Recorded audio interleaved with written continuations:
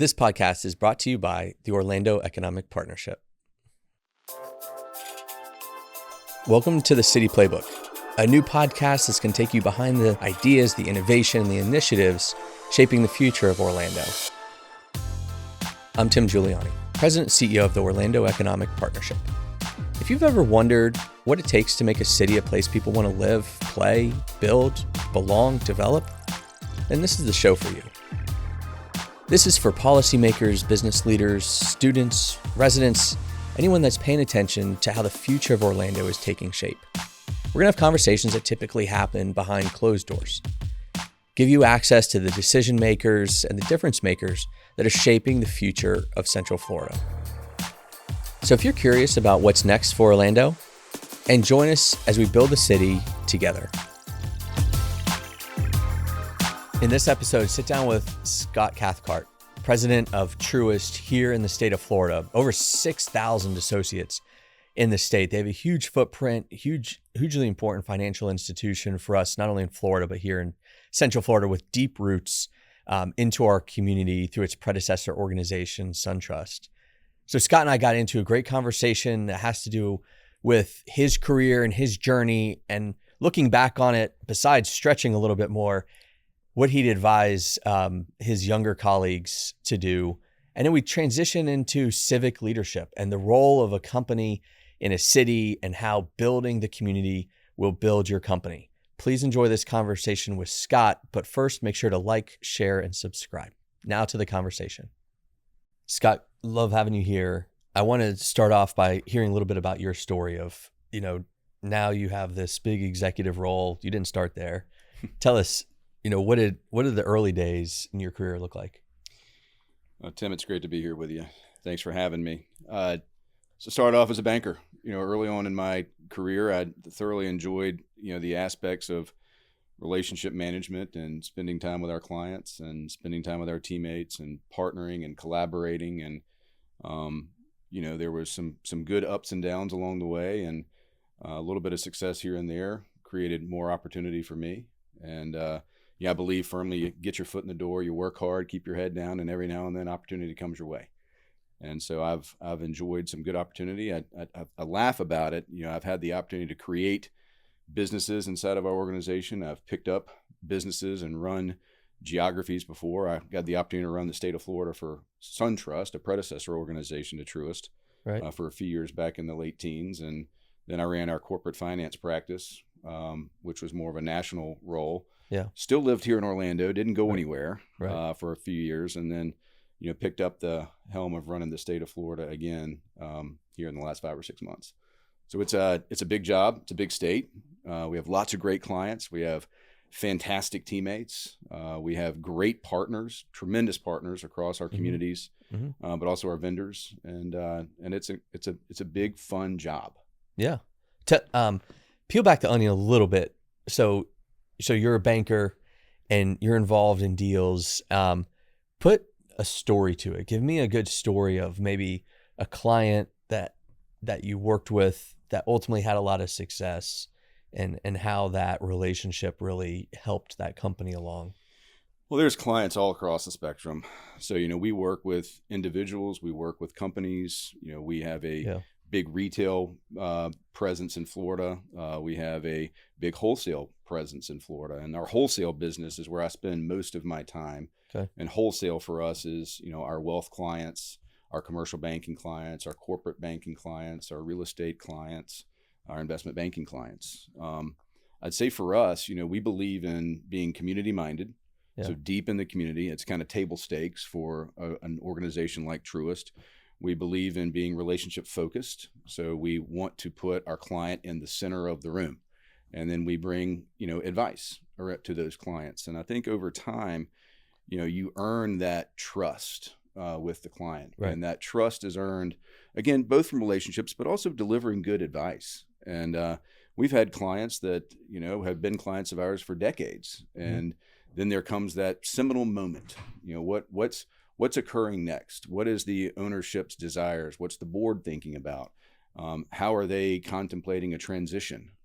Sure. And so that's when we usually bring in our industry expertise. We have many bankers in the firm that are dedicated to certain sectors. And so with certain clients of ours, they'll want to talk about their industry, and we'll help them think about their transition. And sometimes that's a transition just to the next generation. Right. Sometimes there's actually an event that needs to occur and ownership changes, and we help with that. We help with the financing of it. We help with the planning and the preparedness that the owners need to go through in order to think about that transition. And hopefully we're setting them up for success for kind of their next journey. We've done that a lot of times. So there are many, I could talk about any situation that we've had that, the client finally comes in, and because there is that embedded trust and relationship, they rely on us to help them make that transition. And so we've done that a lot and across the platform, but specifically in Florida. Yeah. So take us back to, say we were sitting here and we had a third chair and it was 25-year-old Scott. What guidance would you give to a successful career in banking, finance, just the sort of the business world? Man, 25-year-old Scott was a much better runner than 45-plus-year-old Scott. Right. Didn't hurt nearly as bad. No, it didn't. I would tell him to stretch a lot more. That would be nice. I would agree with that. Yeah. So look, I said it a minute ago. I mean, getting your foot in the door and working hard is just kind of step one. But understand that your career is not necessarily a ladder. Your career is a jungle gym. Yeah. And be okay swinging from the bars. Be okay moving right, left, up, down. Sometimes you go down, sometimes you go sideways, and be okay with that. But make sure you're doing something you like. And I think that some folks get so caught up in looking at this position up here and say, I want to get to that. But are you enjoying the journey to get there? And if you focus on the journey and you focus on what you enjoy, and you're willing to think that, I could do that job to my right or that job to my left really well, try those out and keep it fresh. I feel like I've been a great beneficiary at our organization of getting opportunity. And I never turned a blind eye to someone saying, hey, would you try this? And it maybe didn't fit me perfectly, but it was fun and the challenge was there, and keeping it fresh and keeping and allowing yourself to be challenged is just critical. It keeps you on your toes, maybe. Yeah. How did, you've had 3 positions in the 8 years I've known you. Tell me a little bit how it stretched you to take on that corporate role and work much more nationally instead of just focused here in Florida. Well, the travel was one thing. I do like having a home base. I mean, while I lead the state of Florida for us, Orlando's home, which is a small country in and of itself. Little place, right? Like the 15th largest economy in the world. Yeah, and very different geographies across the state. Absolutely. Jax to Tampa to Orlando to our South Florida markets are different markets. But all great people, and we have great, fantastic teammates in all those markets. Yeah. But where we spend, I'd say, a lot of our time, now, to your question around, how do you take this job on? We spend a lot of time with people. It's a people intensive business. We are obviously constantly collaborating and innovating to make the solutions we have better for our client base. But for the most part, you've got 6,000 teammates in the state of Florida for Truist. And I can't meet everybody all the time, but we try to see where they are every day. And I like to show up with my best self at work every day. And usually my best self is when I'm interacting with our people. Yeah. And I love our people and I love our platform, and being with them is critical. That's different from the job I had before.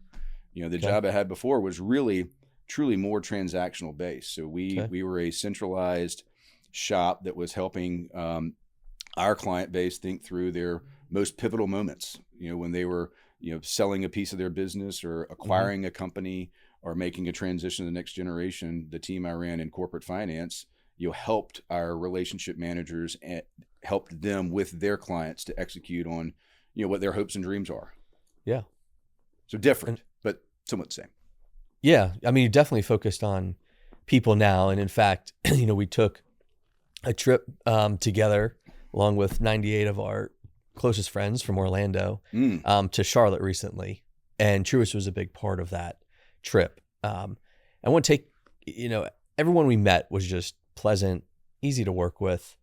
And every single one of them did what they said they were going to do on the entire experience.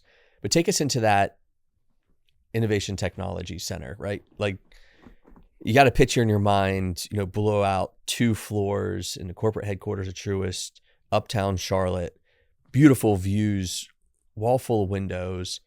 But take us inside that space and how important that is for, in this case, Truist, for just corporate innovation, thinking through new ideas. The pace of change is just daily something new, especially with AI. How do you set up the ITC? Take us inside what the philosophy is there and how your company innovates. Yeah, well, first, I want to thank you and thank your team. I think both sides, the Truist team, the team you had, did a fantastic job hosting all of us. They sure did. In Charlotte. Sure did. I had high expectations, and they were all exceeded meaningfully. So kudos to you and your team as well. Innovation is constant. Sometimes you talk about innovation in from a perspective of it's time to innovate. You're always innovating. Always. Like, it can't stop. Right. So that 100,000 square foot space we've got at our headquarters in Charlotte is that centralized location to bring community partners, clients, our vendors like AWS or an IBM or a Verizon come together and collaborate in a shared space to innovate. And it's where the genesis of the idea can begin, and then you start to cultivate it over time, and then it comes out in product and solutions. And what better way than to have your clients come in and help you innovate. And I'd say that we as an organization, Truist has come together with the expectation of being an innovative company. You can't say it, right? You have to do it. And that space is intended to send the message that we are doing it. And you felt it in there. It's a lively, active, highly collaborative. We say one team a lot. That's one of our values. We work together as one team. And for us, one team isn't just Truist, one team. That's our partners, community partners, civic, private owned companies. That's how we collaborate and innovate. Yeah, I would, I think maybe folks that aren't in banking might hear this and think banking, innovation, corporate headquarters, they kind of envision everybody in, dark gray suits, white shirts, ties, all at the exact same cubicle.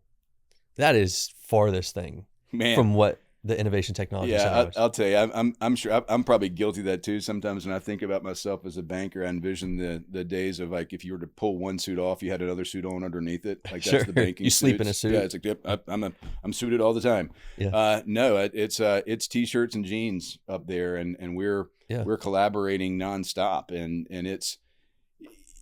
It's not like there's an immediate moment where the solution is created and the new technology is there. It takes time, and that collaboration occurs in that space. And so we're not without wearing our ties. I mean, there's the appropriate time for a tie, Tim. I would say you don't need to be in our. I struggle to find them, but I know they exist. I think they're still in my closet.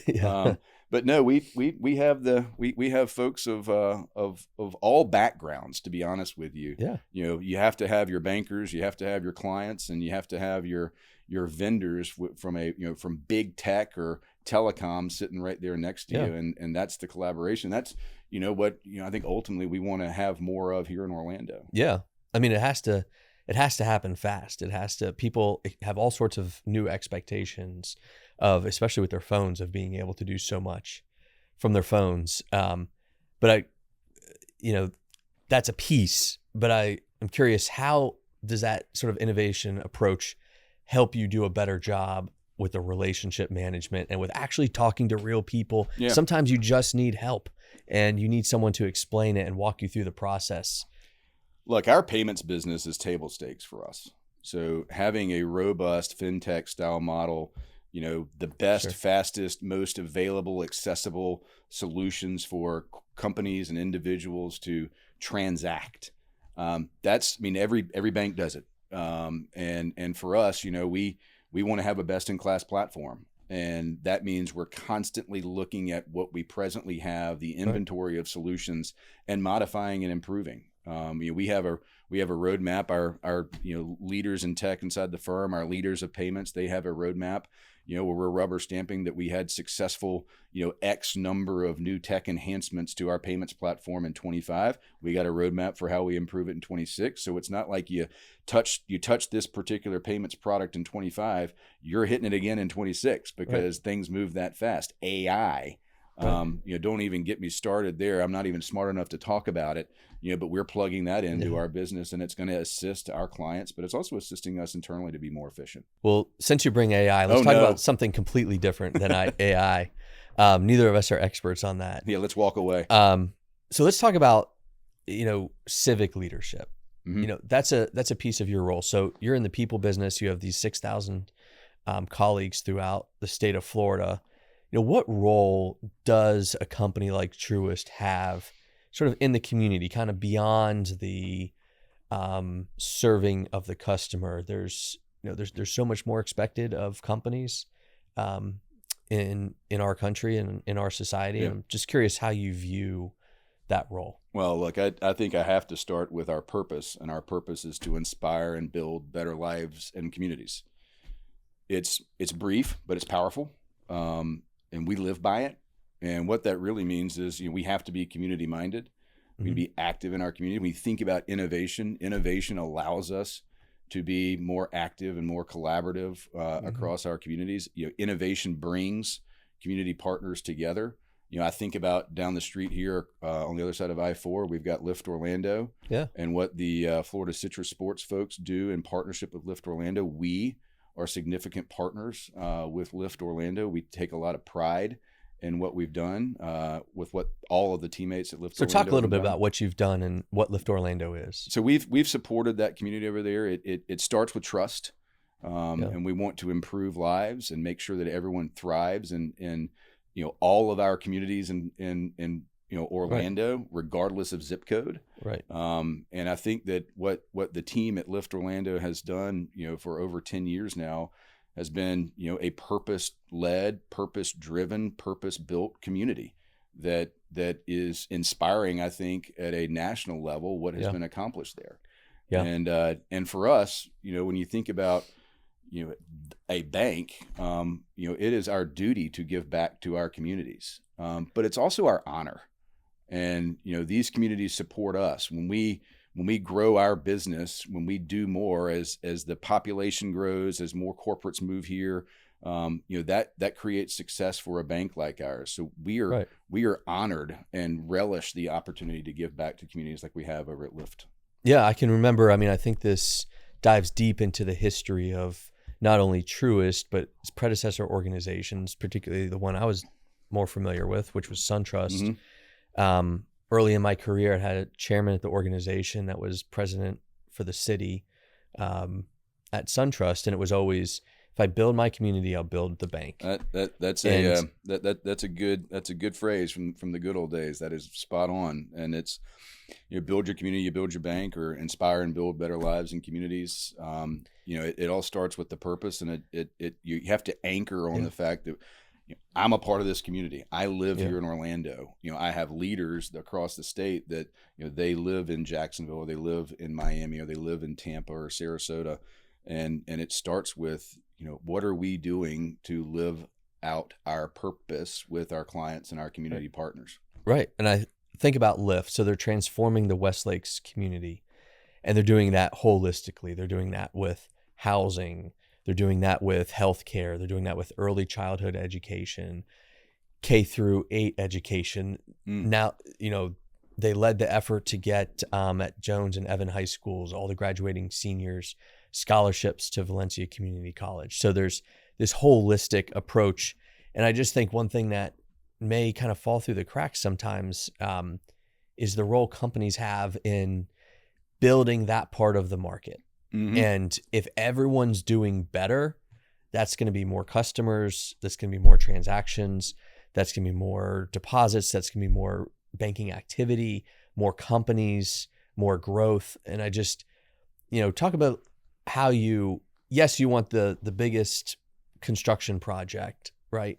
You want the biggest corporate transaction, but the day-to-day of building a community and taking the socioeconomic status up a couple rungs in partnership with the neighbors that live there is just good business. Right. We don't do it with the expectation of business will come. I look at it as we've got a successful organization, and this community is thriving. Many markets in Florida are thriving, and so as a result of that, our purpose is to give back to those communities. So it's a part of what should be expected of a good corporate citizen, is that we are contributing back to the community in which we both live and work. And in this instance, I can look out of my office over here and look down the road towards Camping World Stadium and see the change, from when I moved here 8 years ago to now. And that matters, right? It matters to me personally. It matters to my family. It matters to our teammates, and overall, we're a part of this community. And so, shame on us if we don't do that. And you know what? Honestly, we need to do more, and we need to do it even better than we have. Yeah. And I think as we become, even more successful, we will be doing more in this community and others across the state. So let's tie these two things together. We talked about sort of the younger version of Scott, or maybe someone that's in those seats today, and this idea of civic leadership. And how do you encourage someone that's earlier in their career of how they may get involved and represent sort of the company in community efforts? Well, look, I joined a little advisory board in my baby banker days, and didn't know what the heck I was doing, but showed up. I just showed up, and it was an organization that helped the homeless in a previous city, and I showed up, and I attended, whether it was every other week, and we would have meetings, and we would connect the dots across the community, and then you would volunteer, and then I would bring my family, and then it became a family affair, and then I joined the board, and then I ran the board, and over time you started to just influence change, but at the end of the day, it was just showing up, and these organizations, whatever the organization, whatever your passion is, I mean, they need resources, and yes, resources can come in the form of funds. Every good, community-minded organization needs more funding, but there's only so many dollars that can go into that. So what do we all have? We have our time. Find your passion, show up, get involved, and then eventually, hopefully, you can help grow that organization by being a decision maker. Right. I think that's really wise advice, and one that some people may feel is a little bit old school. I could remember. You call me old school? I am. Half of it is showing up, and I think that something that is lost, and I think that we have to make such an impression during COVID. There's this idea that everyone can work remotely or everyone can work from home, and sometimes that's true, but a lot of times that's not. And it's showing up, for organizations and giving first. And I'm not talking about just money. I'm talking about giving your effort and your time and opening your connections up to that organization. And I've never seen a situation where you didn't get more back in return than what you gave. It's just how it works. Yeah, you don't start with the expectation of filling your own cup when you do that. Your goal is that's not why you're there. You're filling that organization's cup with hopefully some value that you're bringing to that organization. What you find out is it ends up filling your cup. Yes. And I think the example of starting just as a volunteer and then maybe taking the next step and kind of organizing the volunteers and then getting to a spot where you've earned a seat on the board of directors and you bring something to the table, I think was really good advice. And something I worried that, was a little lost at this particular moment. Well, I think you hit it a little bit. There was a period of time 5 years ago where people were, some cases scared, worried, certainly didn't want to get out in the public. And those days are past, but there's a residue of that. There are still symptoms out there of do I get out into public and do I go do more? And I think some of that was lost as a result of the pandemic. That's just that's a gut instinct. But I think that now my hope would be is that people will find their passions and doesn't matter how big the organization either. I mean, it could be a 2-person shop that's doing something interesting, but get involved and help them think about it. We're all back in the office now. In banking, we've been 4 or 5 days a week now for over a year, I think, maybe even longer than that. I can't seem to keep track. I don't think I ever really didn't go into the office, Tim. Yeah. But I would hope, and we have a thriving office space at Truist here in downtown Orlando. We have another thriving office space down south of town with 1,500 of our teammates at one of our operations centers. But we're in the office every day, and we're talking about ways that we want to impact our communities, and our teammates are involved and engaged and on board. So I would encourage anyone that's out there, find out what you're passionate about, and get involved and go do it. It's just that simple. Show up. Yeah. So you've had these variety of seats, not only within Truist, but also in the community, Lift Orlando being one of them. And we mentioned going to Charlotte and taking a look at another city.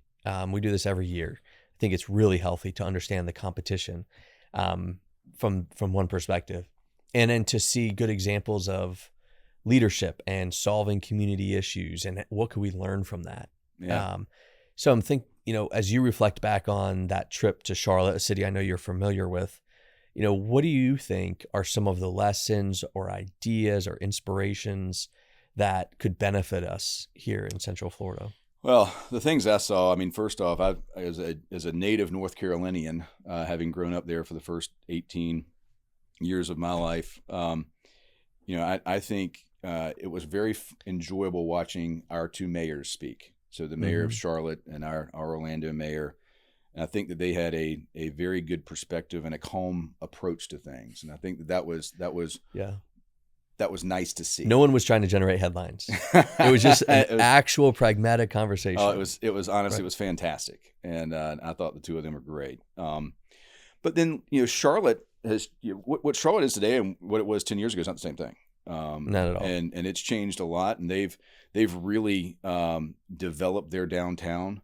They have fantastic walkable areas. You can walk almost anywhere, it seems like, in Charlotte. It's a good network of transportation. You're able to get to a lot of places, and they utilize their transit. I think that's neat. They have a vibrant, healthy restaurant, retail, good hotel downtown area that is just booming. We have a lot of teammates there. I'm in Charlotte a pretty good bit. It is a joy to go there and spend time. I think about our innovation hub that we have there. It does bring people together, having an innovation hub, lab, whatever you want to call it, with breakout rooms. And I think there's an opportunity for us, in Orlando. When I left that, thinking about Charlotte and our innovation center there, it struck me that maybe that's something we should have in Orlando as well, to bring community partners together to collaborate and innovate. Absolutely. And just partner. And if nothing else, I think it's that idea of shared spaces is really good now that everyone's coming back into their downtown offices, and we're seeing more businesses move into downtown. Shared spaces will be important, I think, for us as a community to take advantage of what the folks across the street know, and hopefully bring ideas that'll help Orlando. Yeah, I think if we there's some lesson there of if we keep with only the same partnerships or only the same programs, only the same activities, we're going to just keep getting the same results. And the whole idea is to get better and to make more of an impact. And that's going to take new ideas. It's going to take new partnerships. And I think that Innovation Technology Center, what may work great for a bank in this case, I agree. From a community perspective, we need that. We need to put people together and need to create that welcoming space. And what a perfect example, sitting right there in Charlotte.